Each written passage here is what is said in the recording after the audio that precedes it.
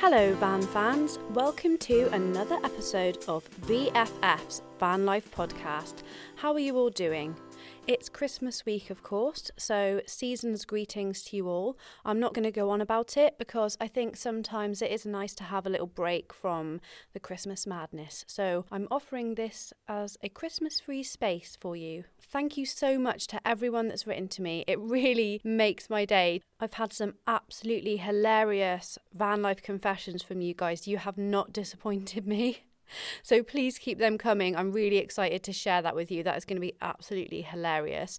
They are pretty toilet heavy, as you can imagine, but that's cool, you know, that's life, isn't it? That's van life. You get very acquainted with your poo and wee and things. Just again, quickly, the pet episode will be coming up soon, so please do get in touch with me with your pet stories. The email address is vffspodcast@gmail.com. You can also go to vffsvanlife.com and use the contact form there if you prefer. A lot of people did really enjoy the mini challenge from episode 1. You might have noticed I haven't done any more mini challenge bonus features. I do have plans to continue doing that because that is a really fun part of the podcast. The reason I haven't done it recently will become clearer after next week. That brings me to next week's episode. So something very special is coming up next week, which will show you just how far you can go when you get over your anxieties and your fears. So I'm really looking forward to sharing that with you. Again, I don't want to ruin the surprise, so I'm not going to tell you anymore, but I just want to say do make sure that you tune in next week and have a listen because I think you'll really enjoy it. So my guest for this week is Jean, who also happens to be my mother. After inheriting some money, Jean decided to realise the dream of a lifetime and bought a 1989 Citroen Romahome campervan. After using it in the UK, she decided to take a solo road trip to the south of France for a friend's birthday party. When Jean did her trip, she was so nonchalant about the whole thing that you'd think that she was off to the corner shop for a pint of milk. It didn't really sink into me at the time how amazing this was for a woman in her 60s to travel 1,000 miles on her own. Since having a van and knowing how I feel about long road trips, I'm in awe of her bravery and strength taking a journey like this in her stride. We talk about the fantastic campervan facilities in France, the satnav revolution, her background in alternative therapy, and some of the colourful characters from my childhood. So I really hope you enjoy this episode. It's not too self-indulgent, don't worry, as I know sometimes podcast people get their parents on and it just becomes a bit of an echo chamber, but hopefully I haven't done that. I tried to keep it just as an interview. So I really hope you enjoy it. Without further ado, here is the interview with Jean.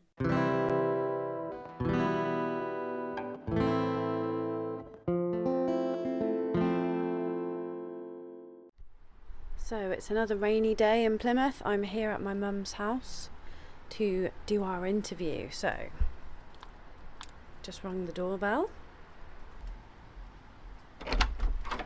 Hello. Hi, Mum. Hello, darling. You okay? Yeah. How are you? I'm fine. Nice to see you. And you? Come in. It's horrible out there today. Oh, isn't it just? How's Bluey the budgie? Is he alright? Yeah, I've put him in the other room so he doesn't interfere with our recording. Oh, good. Let's get a bit of Bluey on the... How's he doing? Oh, he's listening to the radio. Hi, Bluey. How are you? Yeah, he's obviously microphone shy. He was chatting away just now. Yeah. Right then, Mum. Are you ready? I'm Are you ready. feeling good? I'm feeling good. So, I really wanted to get you on this podcast because you had a camper van a little while ago. I did. And you did more in your camper van than I have had the guts to do. So I really wanted to sit down and talk to you. Can you tell the listeners a little bit about yourself and your background, just to start with? Right. My name is Jean. I'm 75. I live in Plymouth. I've got 3 wonderful daughters and 3 granddaughters. I've lived in Plymouth my whole life. I love Plymouth. We're close to the sea, we're close to the moors, we're close to towns if we want to be, and I just think it's a lovely part of the world. Tell me a little bit about when you got your camper van. Just after I retired, I was lucky enough to have a little lump of money, and so I realised a dream of a lifetime, and I got myself a camper van with the plan in mind just being travelling around England, getting to know England a bit, being able to go and visit friends without having to disturb them because I had my own little home on my back. And what type of van did you have? It was a 1989 Romahome on a C15 van base, which is a real workhorse in France, the C15 van. And that's a Citroen? That's a Citroen C15, yeah. Very popular in France. I saw the van on eBay and I thought, oh my God, I can afford that. I rang up the person and without seeing it, I put £150 deposit on it to hold it for me. Drove down there and bought it sight unseen because it was like mother, like daughter. Yes, of course you did that, didn't you? So you went down and bought it sight unseen? Down in Cornwall, that was. And I was very lucky because I found, as I said, these forums which were just so useful. But I also, when I was trying to kit out the van with the stuff that it didn't have, so I answered an advert on eBay, which was somebody at Plymstock, which is very close to Plymouth, and he was selling off the contents of a caravan for a friend of his. So perfect. Quite a few things I bought from there, and then he rang me up and said, oh, and I've also got this and I've got that. So I got so much from him, and in the end he was ringing me up and not charging me anything for the things that he'd found. He was really impressed at what I was doing because I was full of it at that time and I'd just got nice, it. Yeah. And he gave me a lovely write-up on eBay, you know, saying what an adventurous lady I was, how brave I was, which is what a lot of people said, but That's lovely. I didn't think I was brave. I was just getting on with it. Then I spent about 12 months getting to know the van, joining various forums and support groups, which were absolute font of knowledge, with all the little things you'd never think of yourself when you haven't done it before. And I kitted out the van. Well, it was very well kitted out, but I liked my nice knives and forks and plates and spoons and saucepans. I wanted it all to be as nice as it could possibly be. Did you take the silver cutlery with you? Yeah. Is that what you took? Nice. Well, somebody told me that they probably thought I was so healthy because I ate off silver cutlery, and silver's an antibacterial thing, so I thought I don't want to risk not taking it to France with me because that's where I ended up, in France. So I took it with me, yes. So you went to France in your van by yourself. You drove all the way from here to the south of France at the age of... Yes, 64 I think I was, 64. Well, the thing that got me going there instead of touring the United Kingdom like I'd always thought I would was the fact that a friend of mine, it was his birthday, he lived in France, and another friend of mine said, well, why don't you take your camper van and have a bit of an extended tour? So I thought, I couldn't possibly do that. And then I went to a family wedding, and one of the family was telling me about how he couldn't have managed to get there in time without a satnav because he was flying from Australia, landing, and the wedding was on the same day. So he bought himself a satnav. So I thought, that's a good idea. I have no sense of direction, but with a satnav, maybe I can go to France. So I researched it. I discovered that I could get insurance for 5 months. So I thought, right, I'll go for 5 months then. That was the decision made. I think the lack of a sense of direction is something that I have inherited. Yeah.